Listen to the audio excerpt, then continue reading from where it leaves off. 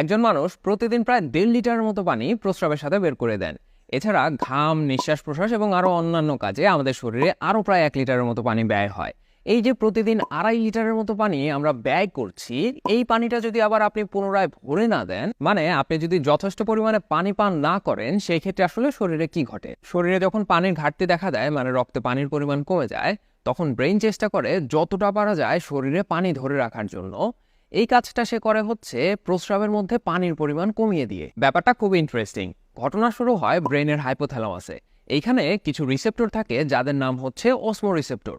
এই রিসেপ্টররা পানির পরিমাণের উপর নির্ভর করে ছোট বড় হতে পারে। নর্মালি চিন্তা করেন, আপনি যদি এক গ্লাস পানির মধ্যে একটা কিশমিশ ডুবিয়ে রাখেন, এই কিশমিশটা কিন্তু পানি শোষণ করে আস্তে আস্তে ফুলে উঠবে এবং এর যে চামড়াটা আছে, এই চামড়াটা টান টান হয়ে যাবে। আবার এই ফুলে যাওয়া কিশমিশটাই যদি আপনি অনেক ঘন একটা দ্রবণের মধ্যে রাখেন, তখন এর মধ্যে থাকা পানি কিন্তু আস্তে আস্তে বেরিয়ে আসতে শুরু করবে এবং কিশমিশটা পুনরায় চুপসে যেতে শুরু করবে। এখন এই কিশমিশের চামড়ায় যদি আপনি একটা সেন্সর লাগিয়ে দেন, যখন এই চামড়াটা ঘুচে যাচ্ছে তখন লাল বাতি জ্বলবে, আর যখন চামড়াটা টান টান হচ্ছে তখন সবুজ বাতি জ্বলবে। তাহলে কি হবে? সবুজ বাতি দেখলে আপনি বুঝবেন যে কিশমিশটা একটা পাতলা দ্রবণে আছে, লাল বাতি দেখলে বুঝবেন যে কিশমিশটা একটা ঘন দ্রবণে আছে। ঠিক একই রকম ঘটনা ঘটে ব্রেইনের হাইপোথ্যালামাসের অসমো রিসেপ্টরে। যখন রক্তে পানির পরিমাণ কমে যায়, মানে রক্তটা তুলনামূলক ঘন হয়ে যায়, তখন এই রিসেপ্টরগুলো চুপসে যায়। আবার যখন রক্তে পানির পরিমাণ বেড়ে যায়, মানে রক্তটা তুলনামূলক পাতলা হয়ে যায়, তখন এই রিসেপ্টরগুলো ফুলে ওঠে। তো এই অসমো রিসেপ্টরের চুপসে যাওয়ার মাধ্যমে পিটুইটারি গ্ল্যান্ড বোঝে যে আমাদের রক্তে পানির পরিমাণ কমে গেছে, মানে আমাদের শরীরে বেশি পরিমাণ পানি ধরে রাখতে হবে। তো পিটুইটারি গ্ল্যান্ড আবার এই কাজটা করে কিডনিকে হরমোন পাঠানোর মাধ্যমে, যে হরমোনের নাম হচ্ছে অ্যান্টিডাইউরেটিক হরমোন। এটাকে আপনি পানি ছিনতাইকারীও বলতে পারেন। কিভাবে আসেন দেখি। নর্মালি কিডনির কাজ কি? রক্ত থেকে পানি এবং আবর্জনা পরিষ্কার করে সেটা প্রস্রাবের সাথে বের করে দেয়া। কিডনিতে এই কাজ করে হচ্ছে নেফ্রন। নেফ্রনের মাথায় গ্লোমেরুল নামে এক ধরনের ছাঁকনি থাকে। রক্ত এক পাশ দিয়ে গ্লোমেরুলে প্রবেশ করে আর এক পাশ দিয়ে বেরিয়ে আবার পুনরায় শরীরে চলে যায়। আর এই যে গ্লোমেরুল বা ছাঁকনিতে ছাঁকন প্রক্রিয়া সম্পন্ন হয়, এর ফলে যে পানি এবং আবর্জনা তৈরি হয়, মানে প্রস্রাব তৈরি হয়, সেটা কালেক্টিং ডাক্ট নামে অন্য একটা রাস্তা ধরে আস্তে আস্তে মূত্রথলির দিকে যেতে থাকে। এখন পিটুইটারি গ্ল্যান্ড যে অ্যান্টিডাইউরেটিক হরমোন পাঠালো, সেই হরমোন এসে এই কালেক্টিং ডাক্টে অ্যাকুয়াপোরিন স্থাপন করে। এই অ্যাকুয়াপোরিন হচ্ছে পানির চ্যানেল। এরা কি করে? প্রস্রাবটা তৈরি হওয়ার পরে মূত্রথলিতে যাওয়ার অনেক আগেই রাস্তা থেকেই এখান থেকে অনেকটা পানি শোষণ করে শরীরে পুনরায় ফেরত পাঠায়। আর এই কারণেই বলেছিলাম এই অ্যান্টিডাইউরেটিক হরমোন হচ্ছে পানি ছিনতাইকারী। এখন দেখেন, আপনার শরীরে যদি পানির ঘাটতি থাকে এবং আপনি পানি কম পান করেন, প্রতিবারে প্রস্রাব যখন তৈরি হচ্ছে, অনেকটা করে পানি আবার পুনরায় শরীরে ফেরত নেওয়া হচ্ছে শরীরের কাজে। ব্রেইন এবং কিডনি সম্মিলিতভাবে এই কাজটা করছে।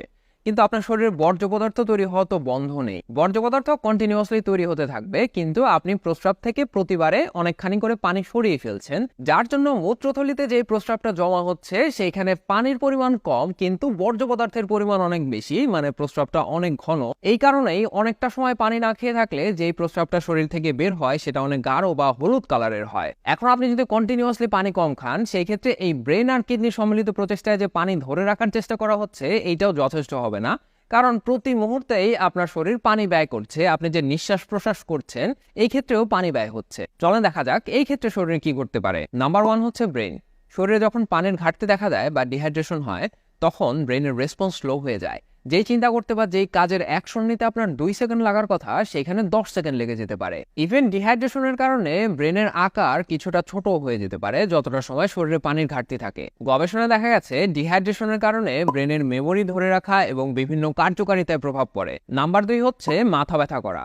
ডিহাইড্রেশনের কারণে কারো কারো ক্ষেত্রে মাথা ব্যথা হতে পারে। এটার কারণ হচ্ছে যখন ডিহাইড্রেশন হয়, তখন ব্রেন এবং শরীরের অন্যান্য টিস্যু চুপসে যেতে থাকে। ব্রেন যখন চুপসে যেতে থাকে, তখন এর মধ্যে যে নার্ভগুলো আছে এদের উপর প্রেসার পড়ে, সেই থেকে মাথা ব্যথা হতে পারে। তবে ব্রেনের এই চুপসে যাওয়া সাময়িক। যখন থেকে পানি খাওয়া শুরু করা হয়, মানে শরীরে পানির ঘাটতি পূরণ হয়ে যায়, তখন আবার এটা আগের অবস্থানে ফেরত চলে আসে। তবে যাদের মাথা ব্যথা রিলেটেড প্রবলেম আছে বা মাইগ্রেনের সমস্যা আছে, তাদের জন্য পর্যাপ্ত পরিমাণে পানি খাওয়া খুবই জরুরি। 102 জন মানুষের উপর একটা গবেষণা করা হয়, সেখানে দেখা যায় প্রতিদিন 1.5 লিটার করে পানি বেশি খাওয়ার কারণে তাদের মাইগ্রেনের সিমটম সিগনিফিকেন্টলি কমে যায়। নাম্বার 3 হচ্ছে কোষ্ঠকাঠিন্য।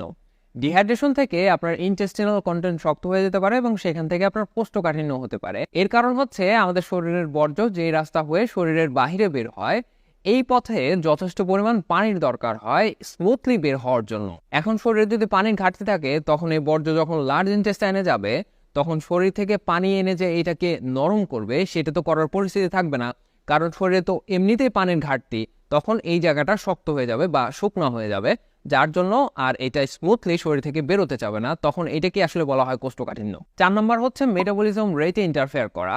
এই পয়েন্টটা যারা ওজন কমাতে চাচ্ছেন তাদের জন্য বেশি জরুরি। মেটাবলিজম রেট মানে যে রেটে আপনার শরীরে খাবার ভেঙে শক্তিতে পরিণত হচ্ছে। এখন ডিহাইড্রেশনের কারণে যদি আপনার মেটাবলিজম রেট স্লো হয়, তাহলে আপনি যে খাবারটা খাচ্ছেন সেই খাবারটা না ভেঙে আপনার শরীরে ফ্যাট হিসেবে জমা হয়ে যেতে পারে। আর যদি আপনি যথেষ্ট পরিমাণে পানি পান করেন, আপনার মেটাবলিজম রেট ঠিক থাকবে, আপনার শরীরে ফ্যাট জমার সম্ভাবনা থাকবে কম। এছাড়াও গবেষণায় দেখা গেছে যথেষ্ট পরিমাণে পানি পান করলে এটা আপনার ফ্যাট ভাঙতেও সাহায্য করে। এছাড়াও পানি খাওয়ার মাধ্যমে ওজন কমানোর আরেকটা ট্রিক হচ্ছে আপনি যখন খাবার দাবার খাবেন তার ঠিক আগে বেশি পরিমাণে পানি পান করা। গবেষণায় দেখা গেছে যারা খাওয়ার আগে আধা লিটার করে পানি খেয়েছেন তাদের 12 সপ্তাহে 44% বেশি ওজন কমেছে যারা খাওয়ার আগে পানি খান নাই তাদের তুলনায়। তো শরীরে পানির অভাবে বা ডিহাইড্রেশনের কারণে যে সমস্ত সমস্যা দেখা দেয় তার সবকিছুই ঠিক হয়ে যেতে পারে আপনি যদি আজকে থেকে প্রতিদিন যথেষ্ট পরিমাণে পানি পান করেন। একজন প্রাপ্তবয়স্ক মানুষের প্রতিদিন কতটুকু পানি পান করতে হবে সেটা নির্ভর করে বিভিন্ন ফ্যাক্টরের উপর, যেরকম আপনি আসলে সারাদিন কতটুকু কাজ করছেন বা কতটুকু ফিজিক্যাল অ্যাক্টিভিটি করছেন,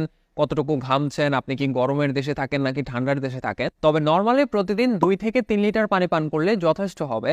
আপনি যেদিন একটু বেশি ঘামবেন সেদিন আর একটু বেশি পান করার চেষ্টা করবেন। তবে এই যে 2 থেকে 3 লিটার পানির কথা বলছি, এইটা আবার আপনি যদি ফল বা শাকসবজি খান সেখান থেকেও কাউন্ট হবে। মানে সারাদিনে আপনার টোটাল পানির ইনটেক 2 থেকে 3 লিটার হলেই হবে। আপনি যদি ফল এবং সবজি খান যাদের মধ্যে বেশি পরিমাণে পানি থাকে, যেরকম স্ট্রবেরি, পেঁপে, তরমুজ অথবা শসা, টমেটো, ব্রোকলি ইত্যাদি, এরাও আপনার পানির ঘাটতি পূরণ করতে সাহায্য করবে। আর যারা রোজাদার আছেন তারা অবশ্যই ইফতার থেকে শুরু করে সেহরি পর্যন্ত যথেষ্ট পরিমাণে পানি খেয়ে আপনাদের ওই দিনের পানির ঘাটতি পূরণ করে নেবেন। ভালো থাকবেন সবাই। আসসালামু আলাইকুম।